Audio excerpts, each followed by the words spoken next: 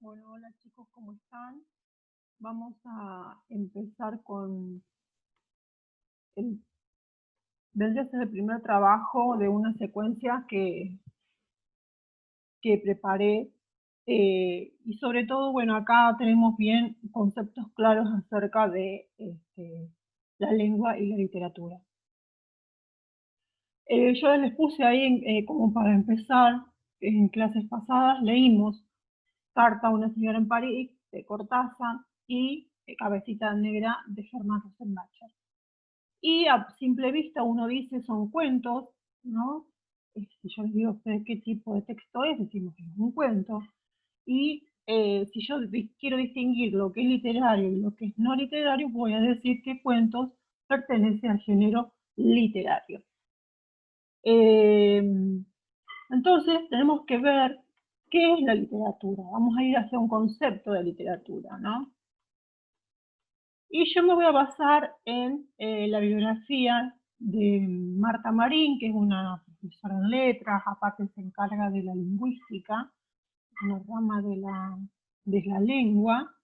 Eh, entonces yo voy a leer acá según lo que dice Marta Marín. Leer literatura. Entonces ella dice, históricamente la literatura junto con la gramática, ¿cuál es? Aquella que se ocupa de, por ejemplo, las clases de palabras, las oraciones, todo eso sería gramática. Ocupó un lugar preferencial en los aprendizajes escolares de la lengua, es decir, en las escuelas históricamente se enseñaba la literatura y la gramática. Actualmente es sabido que no se puede decir que una persona está completamente alfabetizada si no sabe interpretar y producir los principales tipos de textos que circulan en la sociedad. Es decir, estamos hablando de cuando yo hablo de alfabetizados, cada uno de ustedes sabe leer y escribir. Pero ¿qué pasa? No sabemos interpretar y no sabemos producir distintos tipos de textos.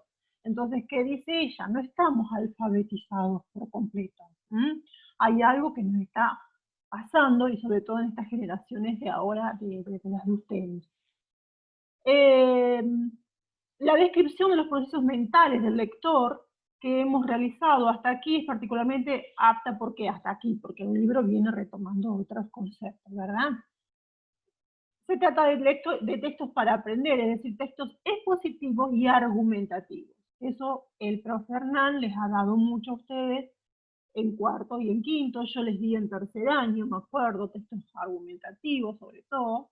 Entonces dice, cabría preguntarse si hay además una lectura literaria, es decir, un modo de interacción particular entre el lector y el texto cuando éste es literario. Es decir, leímos Cabecita Negra, cada uno de nosotros fue un lector, ¿no? ¿De qué modo yo interactúo con ese cuento? Y ahí iría lo de la interpretación, las inferencias, las deducciones de cada uno de ustedes. ¿Mm? En estos casos se habla de una lectura estética. ¿Por qué estética? Porque yo tengo palabras bellas, se dice así, palabras bellas para causar placer en el lector. Es decir, la literatura tiene esa característica. Utilizo palabras bellas y yo voy a utilizar todos los recursos literarios, como la metáfora, como la personificación, para buscar palabras bellas, la connotación, que es una característica de la literatura, ¿no? Palabras bellas para justamente causar placer en el lector. Eso se dice que es la función estética del lenguaje. Nosotros vimos en tercer año, yo me acuerdo que les enseñé, las funciones del lenguaje, que va una a cada elemento de la comunicación. Tengo el emisor, tengo el receptor, tengo un mensaje, un referente, tengo un código y un canal. Bueno, la estética está puesta en el mismo mensaje. ¿Está? Por eso se dice función estética o belleza del lenguaje. Entonces, ustedes van a leer ese texto y luego, yo acá abajo les puse, realizan inferencias acerca de esa cuestión. Es decir, ¿qué infieren ustedes a partir de eso que están leyendo ahí ese pequeño texto? Bueno, realizan inferencias, es decir, inferencias, qué deducciones hagan ustedes de esa lectura, y la copian abajo en un pequeño párrafo. Después viene este otro texto, que se me corre, vamos a ver si lo puedo subir un poquito. Dice, los textos literarios se caracterizan por una intención estética, lo que les vengo diciendo, que podríamos caracterizar ampliamente como la creación de un mundo otro, simbólico, y un tratamiento distinto del lenguaje. Por eso no es lo mismo leer la historia de la célula, por ejemplo, que leer Cabecita Negra. No es lo mismo, encuentro distintos lenguajes. Nosotros acá estamos recién empezando a diferenciar lo que es un texto literario de un no literario. La mayor parte de los textos de circulación social tienen como referente aspectos del mundo empírico, es decir, aquello que puedo comprobar, experimentar, la ciencia, la técnica, los objetos de consumo, las ideas, etc. Ahora, los textos literarios pareciera que no tienen ese proceso de transformación de datos empíricos. Yo no puedo comprobar si Cabecita Negra encontró a la negrita tirada en la calle y le puso 100 pesos en el gollete de la botella, por ejemplo. ¿Se entiende? Las palabras había una vez, por ejemplo, son la más clara invitación a entrar en ese mundo simbólico. Pero ¿por qué constituyen una invitación? ¿Cómo sabe el lector o el oyente que no se trata de otro tipo de texto? Esto se debe a que la experiencia lingüística del conocimiento letrado, ante esa fórmula de iniciación de cuento, los conocimientos del receptor le hacen adoptar una postura, una actitud particular ante el texto que le hace traer ciertos aspectos al centro de la atención y le hace remitir otros a la periferia. ¿Qué quiere decir? Que yo me voy a centrar en aquello que a mí me llame la atención y hay otros aspectos que lo voy a tener como ahí, dando vueltas alrededor mío. Dice, por esta actitud del lector podría decirse que hay dos clases de lectura. Una eferente, que si se acuerdan ustedes viene la palabra referente, y otra estética. La lectura eferente, que dice del latín ex, fuera, fero, llevar, es decir, llevo afuera, es la que atiende los aspectos cognitivos, referenciales, analíticos, lógicos y cuantitativos de un texto. Es decir, que va a estudiar todo aquello que sea datos, explicaciones, información, datos referidos a un nuevo producto para consumir, a la ciencia, a la historia, a la tecnología. Entonces ahí, en esa parte, yo tengo lo que es lo no literario. Aquello que me proporciona datos, explicaciones, información, todo eso sería lo no literario. Ahora, si yo me voy a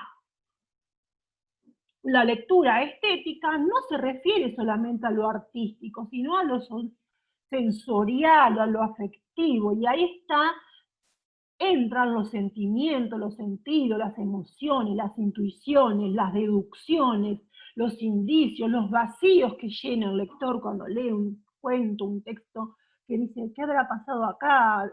¿Se entiende? Bueno, por ejemplo, Cabecita Negra, ¿habrá existido eso o el hombre lo habrá soñado? Por ejemplo, si hicieron esa pregunta ustedes en Cabecita Negra, ¿qué pasó acá? ¿El señor lo soñó o realmente pasó de verdad que se metieron en su casa el policía y una negrita? La China, como lo decía. Creemos que esta diferenciación es importante para aplicar las estrategias de comprensión lectora.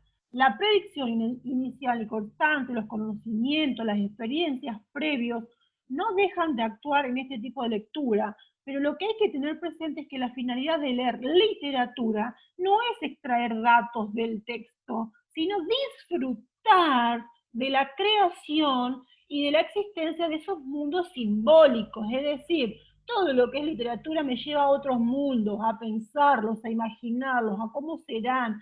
Me imagino en Cabecita Negra cómo sería la casa del hombre, cómo estaría la negra espatarrada en la calle, cómo me lo tengo que imaginar, ¿está? Y en cambio se los ha obligado a adoptar una postura diferente, es decir, un trabajo extractivo de datos, pero, por ejemplo, el texto literario se ha usado para Y acá les dice, ¿para qué puedo utilizar yo un texto literario? Para extraer contenidos éticos, aprender convenciones de escritura, enseñar gramática. Sí, señor, en un texto de ese tipo se enseña la gramática. Llenar una ficha con datos sobre el texto y el autor. Entonces ahí yo parto de un libro de literatura, supongamos un cuento Cabecita Negra o una novela como podría ser el diario de Ana Frank, y tengo que armar una ficha sobre ese texto. Entonces esa ficha se va a convertir en un texto no literario, porque va a ser la ficha que me va a dar información a mí sobre el texto de lectura literaria. Por el contrario, las estrategias para promover una lectura estética deberían consistir en provocar una respuesta afectiva frente a la literatura, promover una lectura principalmente inferencial, es decir, yo infiero, considerar la literatura como una experiencia sustituida por los vínculos psicosociales, especialmente para los pobres y los adolescentes, para ustedes. Entonces acá me trae dos modos de ejemplificación. En el primero, fíjense, es un folleto turístico. Dice, los ríos y arroyos del delta forman un sistema que corre del nordeste a sudeste y desemboca en el río de la Plata. Nada, me está dando una información, me está explicando nada más que los ríos y arroyos del delta forman un sistema que va a desembocar en el río de la Plata. El otro dice, a nuestros pies un río de jacinto corría sin rumor hacia la muerte. Ese es un lenguaje literario. ¿Por qué? Porque a nuestros pies un río de jacinto corría sin rumor hacia la muerte. Primero, en un río de jacinto, me imagino que es jacinto entre las flores, corría sin rumor. ¿Se entiende? Mezcla la palabra rumor ahí, que sería ¿qué es un rumor? Un chusmerío, se corre un rumor, ¿no? Y acá la utiliza con otra connotación, buscar la belleza en el lenguaje, para que eso sea un lenguaje distinto al que vimos primero. Entonces, el primero de estos fragmentos parece especialmente apto para plantearse interrogantes, destinado a la extracción de datos, pero sería absurdo hacerlo con el segundo. En este último texto, las preguntas eferentes, es decir, lo que está fuera del texto, podría ser ¿cuántas sílabas tiene cada verso? Porque son versos, son poesía. ¿Cómo se llaman los versos? ¿Qué quiso decir el autor? Proponemos, en cambio, plantear interrogantes dirigidos a lo afectivo, a lo intuitivo y lo sensorial. Tales como que, ¿qué sugiere el texto? ¿Qué muerte es esa? ¿La de un río que va hacia una desembocadura? El río es como la vida de los seres humanos. ¿Qué es para usted un río de jacintos? Cada uno de ustedes se preguntará, ¿qué será el río de jacintos? Un río perfumado, un río ondulado, con flores, ¿se entiende? En este caso yo jacinto me lo imagino con flores azules, por ejemplo. Entonces, luego del material bibliográfico realizamos una comparación entre lo literario y lo no literario. En primer lugar, ¿a qué se llama texto literario de la autora? Bueno, más o menos ya se lo expliqué, tiene que ver con la estética del lenguaje. ¿Qué sería lo no literario? Prestar atención a la palabra eferente. La autora hace una suposición o una hipótesis acerca de que en la escuela tradicionalmente se impide que los alumnos adopten una postura estética y se los obliga a adoptar una postura eferente. Es decir, llegan ciertos momentos que dicen, bueno, no, a los chicos hay que darles que escriban informes, que escriban ensayos, que escriban... Entonces la literatura como que queda fuera de todo eso. No me enseñan a escribir un cuento, a escribir una novela, a escribir una poesía. Me lleva la nueva escuela, según la postura de la autora Marta Marín, perdón, es una literatura, me lleva a ese camino y no a la literatura. ¿Estás de acuerdo con esa hipótesis de si ustedes sienten que es así, si es verdad o no? ¿Y por qué? Lo dicen con sus palabras. Y después realizar una descripción de los ejemplos que trae el texto de Marta Marín, folleto turístico y de la estación amorosa de Lugones, y se pueden ayudar respondiendo las preguntitas que hace un rato yo les hice. Ese es todo el trabajo, creo que es fácil, es la primera clase de esta secuencia que vamos a hacer sobre el concepto de literatura. Cualquier cosa, ya saben, se comunican conmigo y estamos en contacto. Les mando un beso, cuídense.